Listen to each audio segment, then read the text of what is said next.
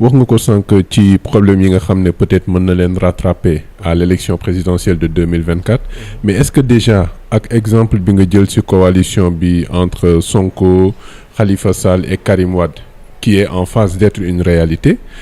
coalition boobu jàppoon ne déjà il y a des problèmes parce que commencé na def ay frustré ku ci mel ni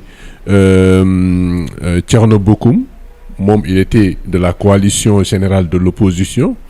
qui n'était pas formel mais dañu àndoon rek pour mener certains combats mais bi loolu amee Thierno Bocoum est sorti pour parler de deal est-ce que déjà y a pas de conséquences ci njariñ bi nga xam ne moom la coalition bëggoon andi mais finalement mu am ay conséquences waaw dafa am ñaari conséquences première conséquence bi c'est interne par rapport ak coalition bi deuxième conséquence bi muy par rapport ak l'autre partie de l'opposition ban regard nañu am ci kii bi donc pour première partie bi guddi yi ñu toll nii le président Sonko est en pole position Pastef mais su deful ndànk il sera le plus grand perdant ci affaire yi di tramé xam nga lu tax parce que tey jii Pastef dafa nekk ci logique gu coalition de type électoraliste maanaam course au plus grand nombre ku ñëw rek ma ànd ak yow te loolu du ADN Pastef nu mu duggee ci langue politique bi ak yoonam bu mu xëtt dafa war a def attention très bien ci ku muy àndal parce que moom dafa am lu mu woote mooy anti-système rupture ak yooyu première chose deuxième chose mooy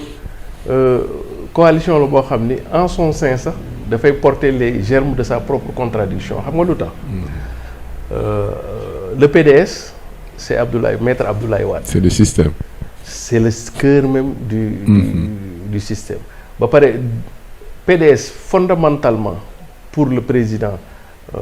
Abdoulaye Wade local yi ça devrait lui permettre pour lui de prendre date par rapport à l'histoire c'est-à-dire par rapport à 2024 et je ne vois pas dans l'intervalle au nom de quoi et de pour quelle raison président Abdoulaye Wade dina nangu doomam di Karim bi war a représenter PDS di topp ci ginnaaw Sonko deuxièmement pour le cas Khalifa Sall ak li mu jot a ñàkk yëpp ci politique ak sacrifice yi mu jot a jàll ak trajectoire bu mu jot a jàll je ne vois pas aussi ñu dem ba ci cëppaandaw ak ancienneté am antériorité am dans l'espace politique mu dem ba ci cëppaandaw ga di ranger wu ci ginnaaw Sonko parce que moom dafa défier woon PS te on ne défie pas le PS n'est pas n'importe quel parti donc ma jàpp ni fondamentalement PS ak Khalifa Sall yàgg-yàgg danañu gise ji parce que c'est leur famille naturelle donc dafay gis ni beneen bi mooy PUR benn problématique la am un peu c'est-à-dire que genre parti PUR yi du ay parti yoo xam ni fondamentalement conquérir le pouvoir politique moo leen tax a jóg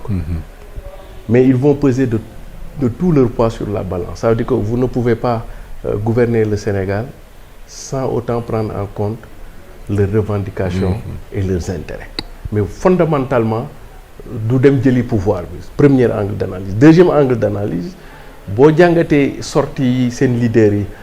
Serigne Moustapha Sy di def da ngay gis ni au-delà de l'aspect du fait politique il y a un fait personnel entre moi ak président Macky Sall. un règlement de compte quoi. Très bien un règlement de compte donc Sonko erreur bi mu nar a def nii mooy au nom de l'urgence au nom du pragmatisme il risque de se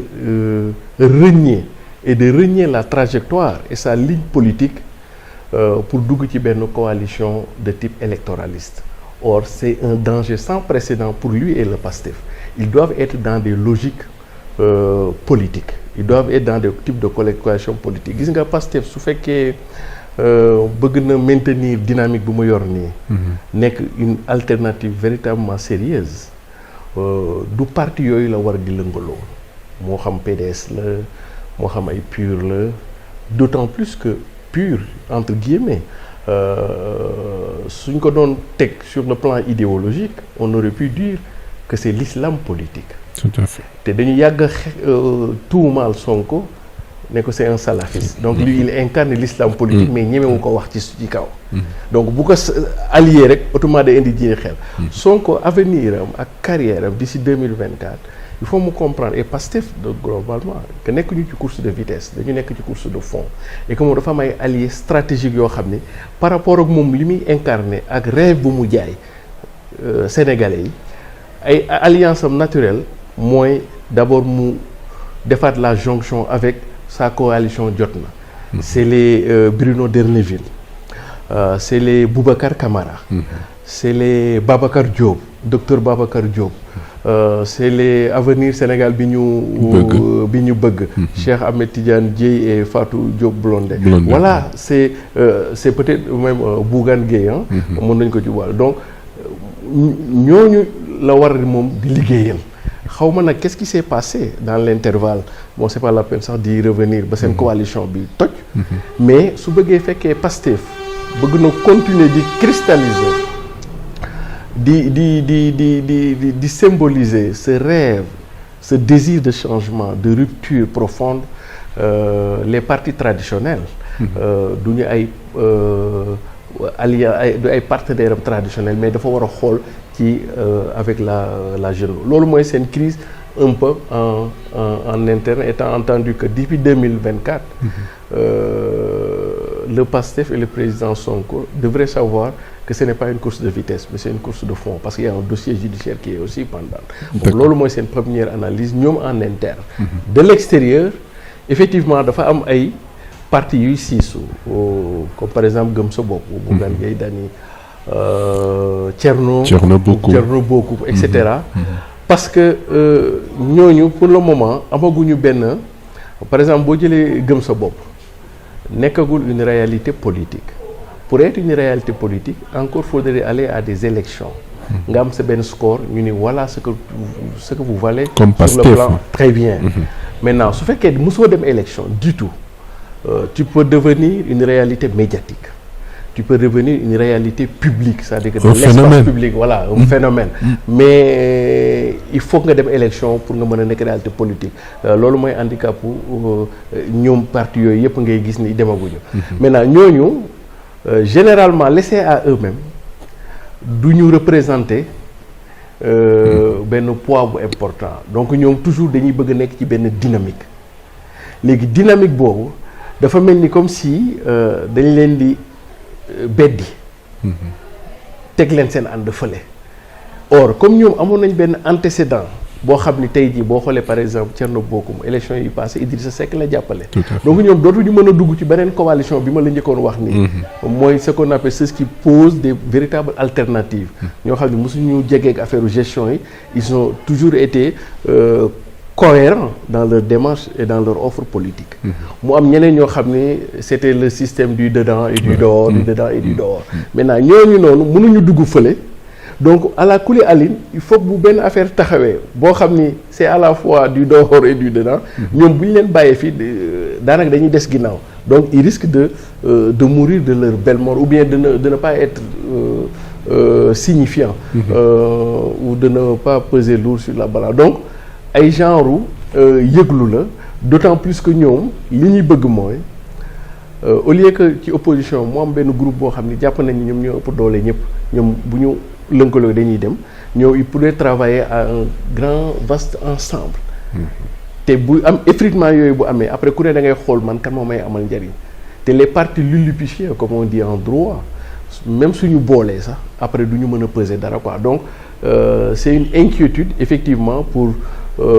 même s'ils sont d'égale dignité mais peut-être de représentativité différente disons-le comme ça ñoom ñu ruer dans les brancards mais l'opposition aussi c'est pas une chapelle politique chacun est libre de s'allier avec qui il veut étant entendu de mesurer